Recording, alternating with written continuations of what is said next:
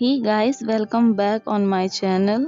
इस fan fiction के last part में वामजी विहीन की बॉडी को देख रहा था और उसकी आंखों से आंसू बह रहे थे।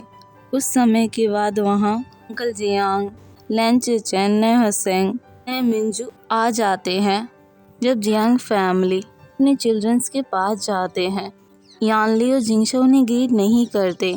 वे फील कर रहे थे कि वे फेल हो गए। अगर वो अपने पेरेंट्स को बता देती कि वे वुशन अलाइव है और ब्लू माउंट में है, तो उसके पेरेंट्स उससे मिल तो सकते थे। अब तो ये इम्पॉसिबल है।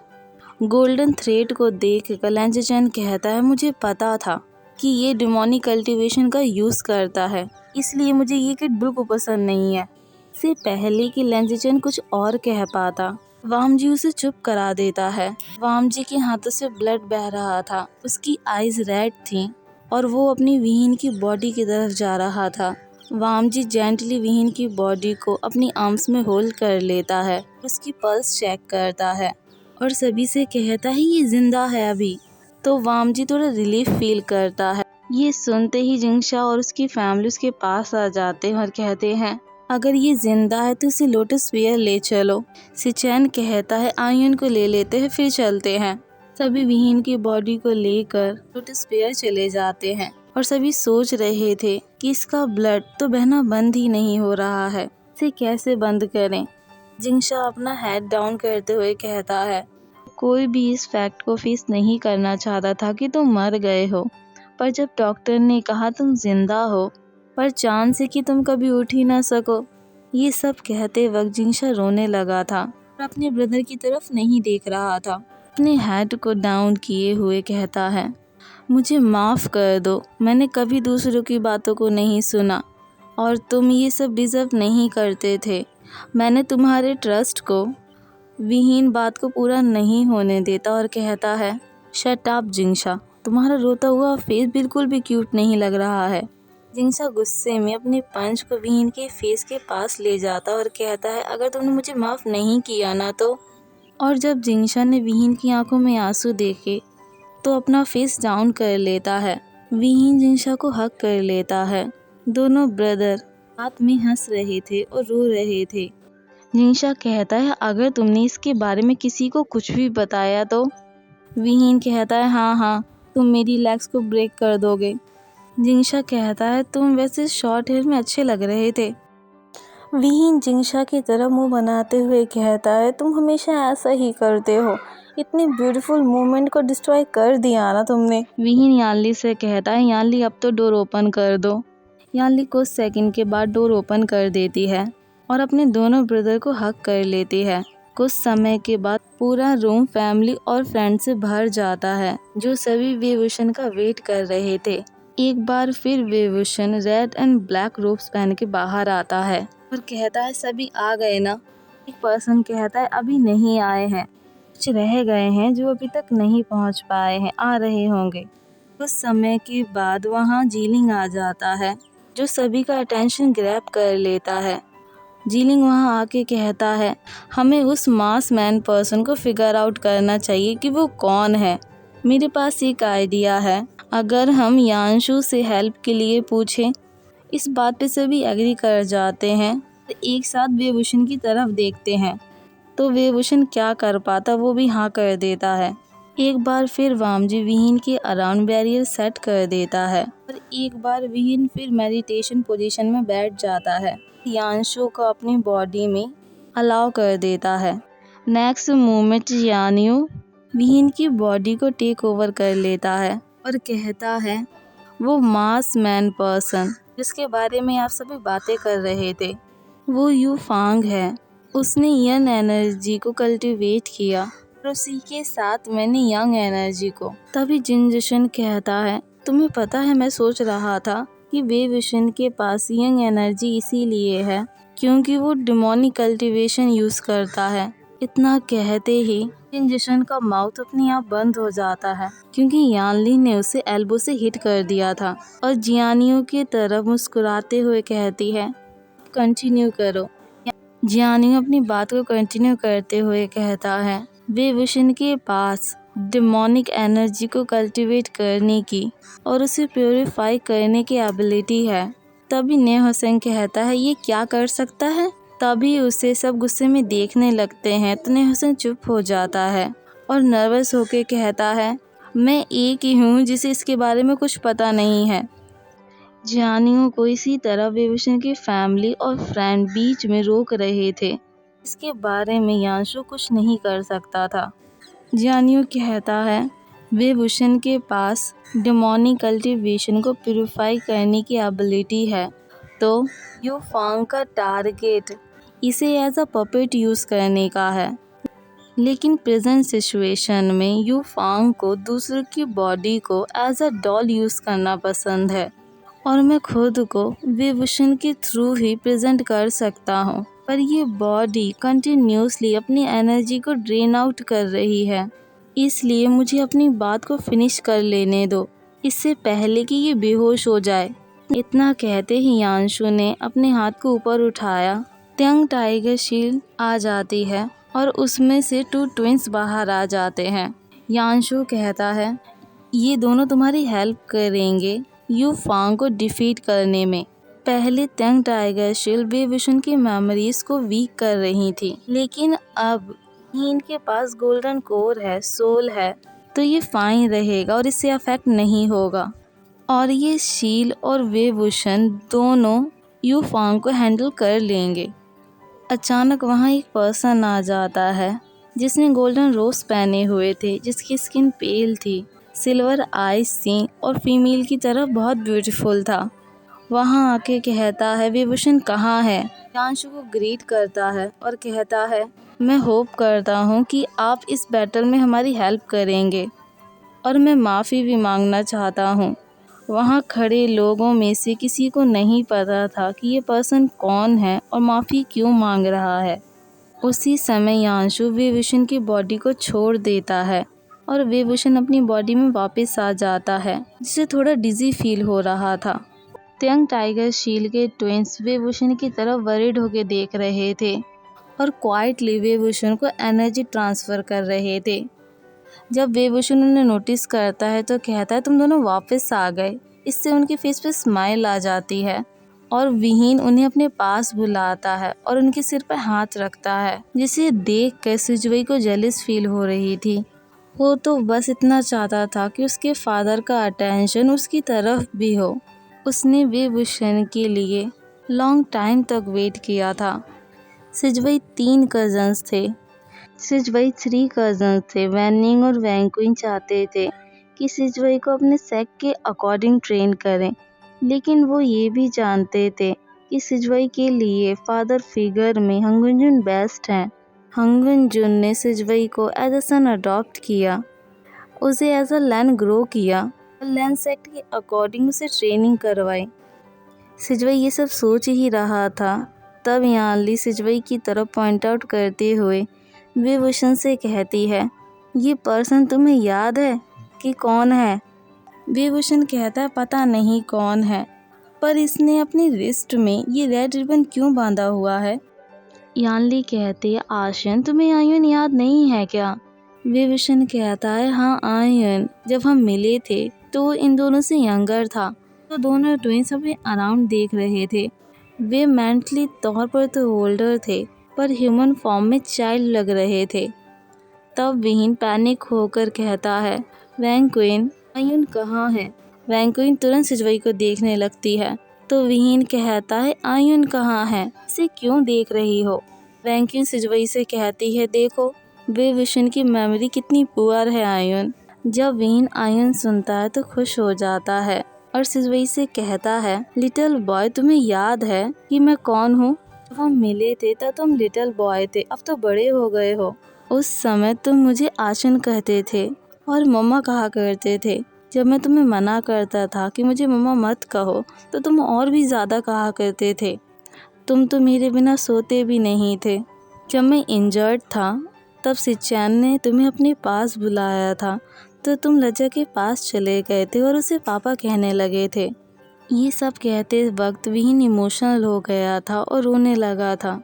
जब वामजी उसके शोल्डर पर पैट करता है तो विहीन के फेस पे स्माइल आ जाती है। वो सिजवई से कहता है, मैंने तुम्हें बहुत मिस किया, मुझे माफ़ कर दो।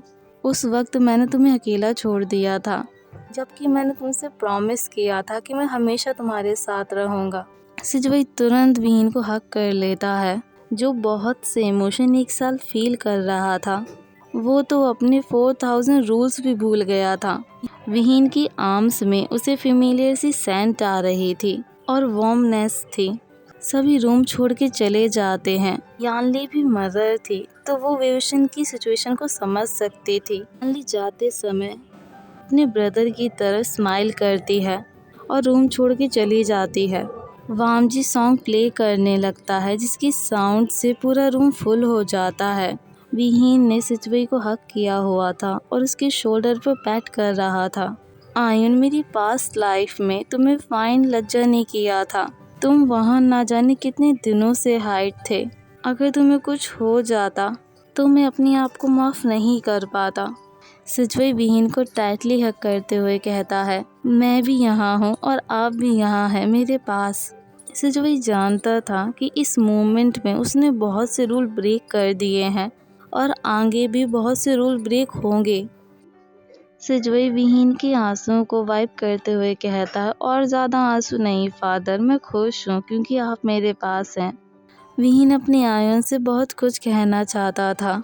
यानली जैसे उसे हक कर लेती थी, वैसे ही विहीन सिजवई को अपनी आर्म्स में पुल कर लेता है और कहता है, ओके आयन, तुम रो सकते हो। लज्जा उस ओल्ड मैन को नहीं बताएगा कि तुमने रूल्स को ब्रेक किया है। और वामजी की तरफ देखते हुए कहता है, मैंने ठीक कहा ना लज्जा। वामजी इस बात पे कुछ नहीं कहता। दूसरी तरफ यानली सिचवई को अपने पास बुलाती है और कहती है, तुम जिंगई के लिए फीलिंग रखते हो। जीलिंग पैनिक होकर कहता है, नहीं मदर, कभी नहीं। जीलिंग को सिचवई से कंपेयर नहीं किया जा सकता।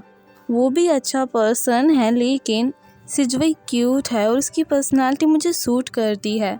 जीलिंग अपने आप में ही बोले जा रहा था, तभी वो अपनी मदर को नोटिस करता है तो ब्लश करने लग जाता है। अपने सिर को नीचे कर लेता है और कहता है, मुझे माफ़ कर दीजिए मदर। यानली कहती है, तुम सिचवई को पसंद करते हो, वो तुम्हारा कज़न है। यानली की ये वर्ड्स जीलिंग को हार्ट ब्रोकन फील करवा रहे थे।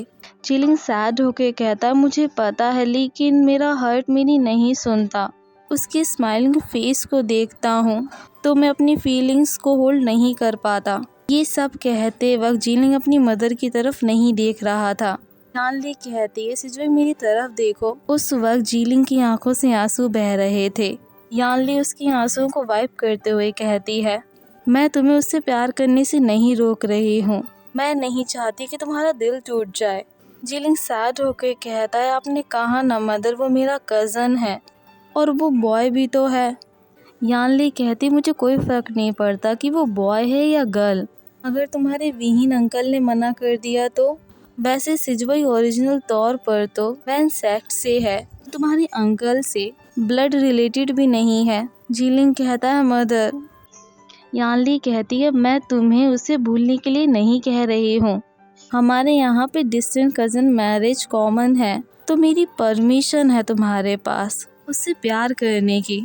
अब तुम्हें आशियन की और वामजी की परमिशन लेनी है कि तुम उसे अपनी वाइफ बना सको। सडन वहाँ पे जिनजुशन आ जाता है और कहता है, जीलिंग की वाइफ? कौन है जीलिंग की वाइफ? यानली मुस्कुराते हुए फेस से कहती है, सिचवई। जिनजुशन पैनिक होकर कहता है, एक और लैंड? यानली खुश होकर कहती है, मैं जानती हूँ डियर हस्बैंड कि तुम अपने ब्रदर इन लॉ को कितना पसंद करते हो। जिनजुशन मुंह बनाते हुए कहता है, कौन पसंद करता है उसे? ये वर्ड सुनते ही यानली को गुस्सा आ जाता है और वो वहाँ से जाने लगती है बिना कुछ कहे वैंक्विन से मिलने के लिए। जिनजुशन अपनी वाइफ के पीछे जाता है और उससे कहता है, माय डियर वाइफ, प्लीज मुझे ऐसे इग्नोर मत करो।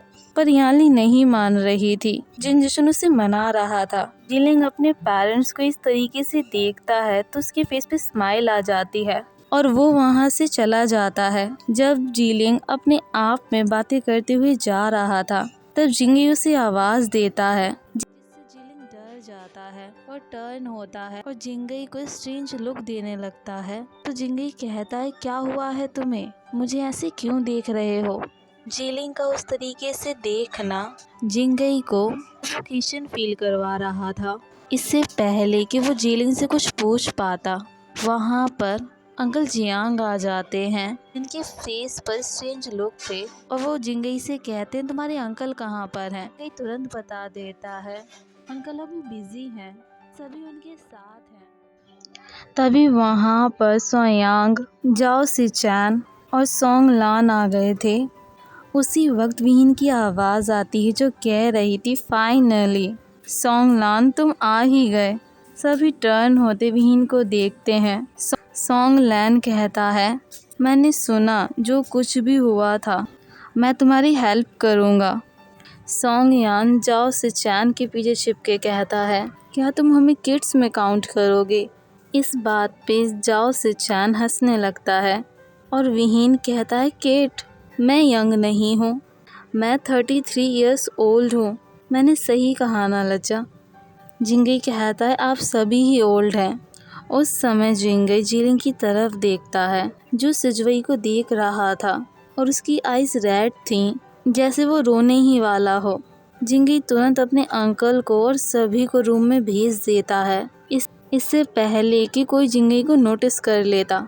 जिंगई जीलिंग से कहता है, ओके तुम मुझसे फ्यूचर हस्बैंड बोल सकते हो। जिंगई की ये बात सुनकर जीलिंग ब्लश करने लगता है। जीलिंग के उस रेड फेस को देखकर जिंगई अपनी हंसी रोक नहीं पाता और हंसने लगता है और वहाँ से भागने लगता है। जीलिंग अपनी स्वॉर्ड निकाल लेता है और जीलिंग के पीछे भागते हुए कहता है, मैं तुम्हें आज मार ही दूंगा।